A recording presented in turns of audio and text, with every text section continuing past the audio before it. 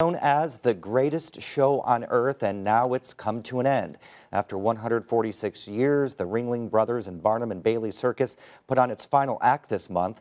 The company blamed declining attendance and high operating costs. Now, that all started when animal rights activists targeted the circus, alleging animal abuse. Ringling was the biggest circus, but there are others, and as Lindsay Wright reports, small communities are hoping to take all the best parts of the circus and continue the tradition for generations to come.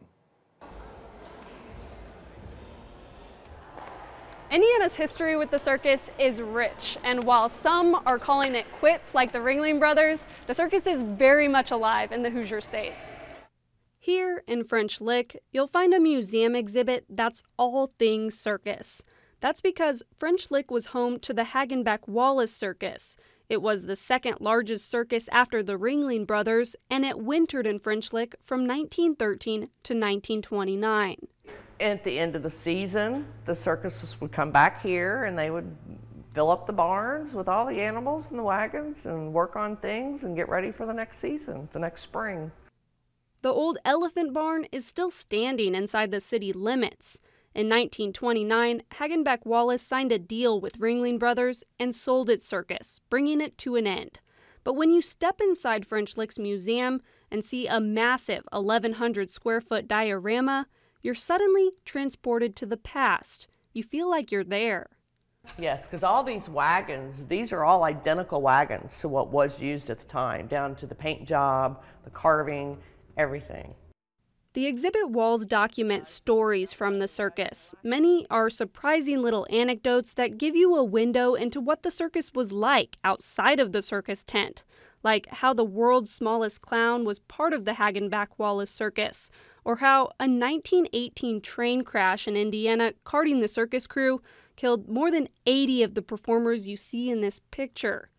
Since Ringling Brothers is no more, Drabing says exhibits like this will be how young people now experience the circus. It makes me sad when people walk in here with a child that's like 4 or 5 years old and this is the only thing they're ever going to see of a circus. But wait, let's head north to Peru in small-town Indiana, where it's really all things circus, and it's alive and well. There are no animal acts in Peru. The amateur circus is where performers between the ages of 7 and 21 fly through the air, walk a high wire, juggle, and much more. Roundup usually starts about the end of February, and then we have about 2 weeks off, and then we start mid-March, and we go all the way up until showtime in July. The Peru Amateur Circus puts on a show every year. It runs for a week and takes about 2,000 volunteers to get it off the ground, so to speak. And many of the volunteers and kids do it year after year. Take Don Ross, for example. He's been working with the circus for 15 years, and you could say it's somewhat of a family affair. It happens my daughter and son-in-law worked with Ringling, and my granddaughter was born on that show.